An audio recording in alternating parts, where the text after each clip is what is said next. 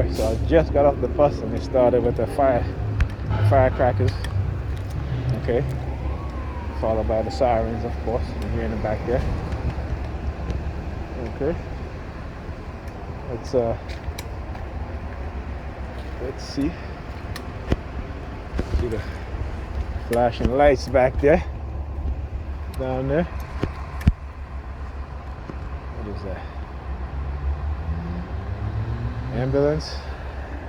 Yeah, I've been using a lot of ambulance lately. She was at the I was at the other bus stop. In the ambulance. I got off for this one. And see this ambulance. So anyway, as I was saying, so like I said, another thing too that I had told her, I said, listen, I said for all these years that I've known you, been with you, I always have to wait. Wait. Pam, I'm ready for bed. Oh, my bed needs to be cleared off. Okay, Pam, it's 10 o'clock. Okay, ready for bed. Just wait, you can stay in the living room, just lay on the couch until I'm ready. Okay. 12 o'clock come. Pam, I'm ready for bed. Oh no, I got caught up doing something. I was watching videos, what have you. Okay. 1 o'clock at night is when she's making up the bed. Same thing. When I have sex, and again, it's only when she's ready, right? I can't, oh, not today, I'm not feeling, I'm having such and such, whatever, maybe tomorrow. Like, okay, fine. Tomorrow comes. Hey, no, I'm such no. So I stop asking. 2 days later, wakes me up. Hey, you want to have sex? I'm just like, wow, I'm like, nah, I'm tired. Go back to sleep. No, come on. No, I'm like, no. Oh, come on. I'm like, okay, fine, whatever. You're gonna stop, all right, whatever, But yet, if I continuously ask, it's an issue. I just, I'm saying, it just amazed me what I went through with this woman. I still continue to go through, not the sex part, but everything else. And her behavior hasn't changed. Her mentality hasn't changed. Now in this program, right? See, they want you to change in a sense that they want to be able to abuse you, manipulate you, and you not do anything about it. Okay? But they don't ever consider themselves to be, let's just say this, they don't ever think about changing themselves, okay? Because of the crimes and the evil shit that they do. And we never asked, let me just put it like this. I was watching a video of some Native Canadians giving an interview, and this white woman said something very disrespectful. So the Native American woman was telling her, listen, and the Native Canadian woman said, listen, no, you're not going to speak in that disrespectful tone to me or any negative tone to me. So then this white reporter stood up and be like, well, and she was like, do you see how your white male counterpart spoke up for you? She's like, there's no one speaking up for us.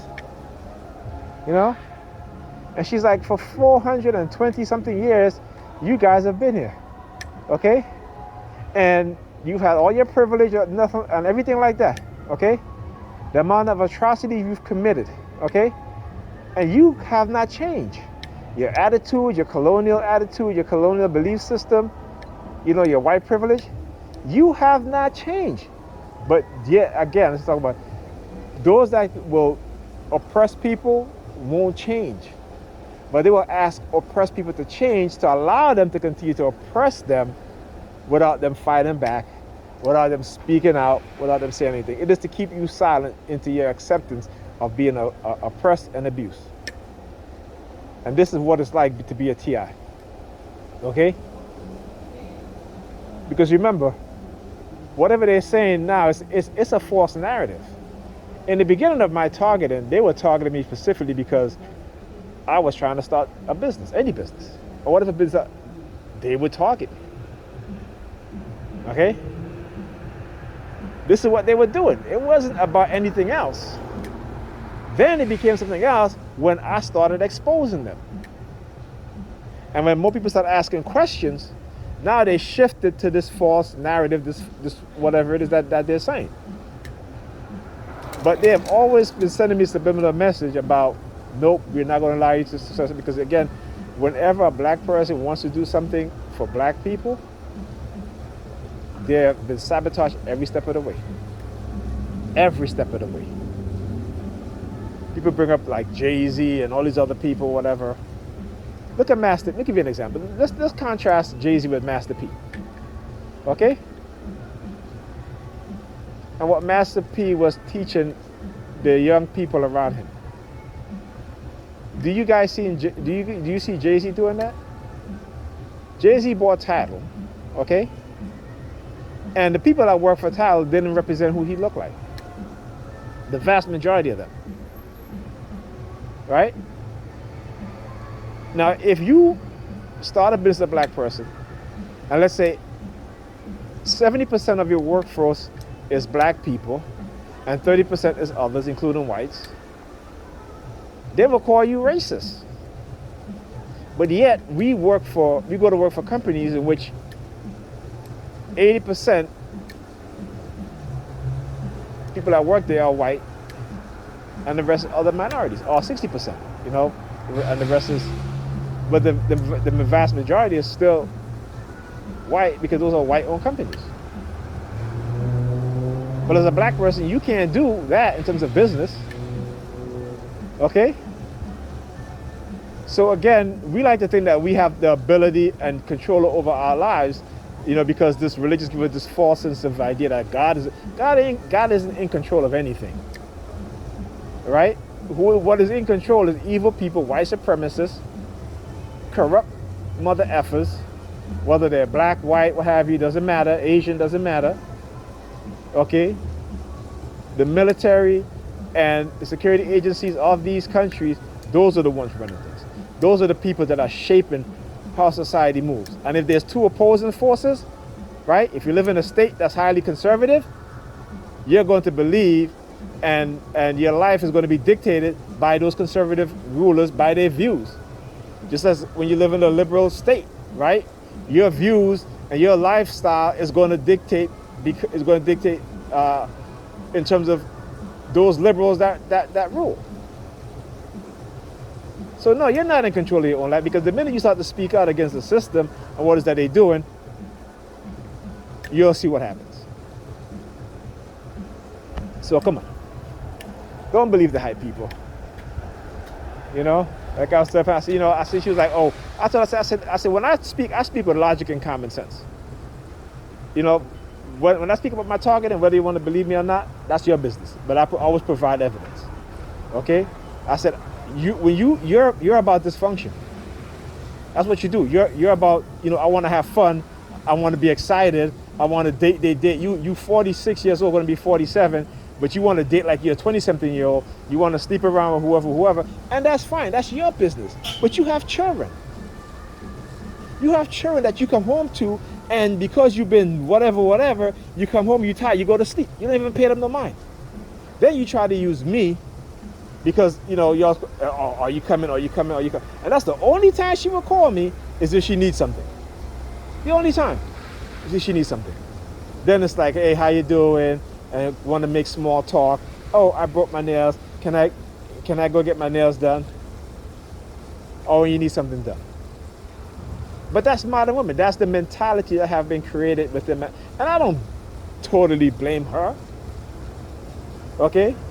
But I fault her because I know better and I tell her things. But she doesn't want to listen. See, it's different when you're ignorant, when the people around you don't know. Right? Then I can say, okay, you know what? Yeah, you know, you're absolutely right. Yeah, and I can forgive you. And I can be like, okay, whatever. But you in your 40s, you should know better. I can understand if you're in your 20s. That's, you know, people in their 20s, I don't really pay them any mind because I understand what's being done and they're young. And this is why I put my videos out there so they can be educated. But you're in your 40s or your 50s, which means you should know better. It's like when I see all the men in their 40s and 50s walking on the street with their pants hanging, you know, disrespecting women, right? I don't, you know what I'm saying? I gotta say something. And they know this, and sometimes this is why they'll try to use people, particularly on the bus, right? They'll try to use people. People will start arguing with all the people or this and that, and they're like, okay, he's gonna step in and this and that. So, you know what I'm saying? Listen, I know their game. I know their game. You know what I'm saying? But again, this is how it is. Like I took your time. I said, listen, I've told you this already. I said, you need to be very careful because I'm targeted. They're going to try to get to you. They're going to try to use you to get to me. Right? Oh, this and that, such. And I'm like, okay. I said, you don't know these white people. Some of these Caucasian people, they're evil as shit. Okay? And if you speak out against them, they will target you, your family, your children, and anybody else just to get to you. Okay? All you got to do is look at the civil rights leaders who have been assassinated. Look what happened to their children, other family members. Look at what happened, how they've been either silenced or they've been killed in very mysterious ways. Malcolm X's grandson, his daughter, Martin Luther King children, in terms of them not holding true to their father's core belief system in terms of political activism. They don't speak out against nothing, really. They don't take center stage. Why? Because their mind have been transplanted. Okay? Think about that.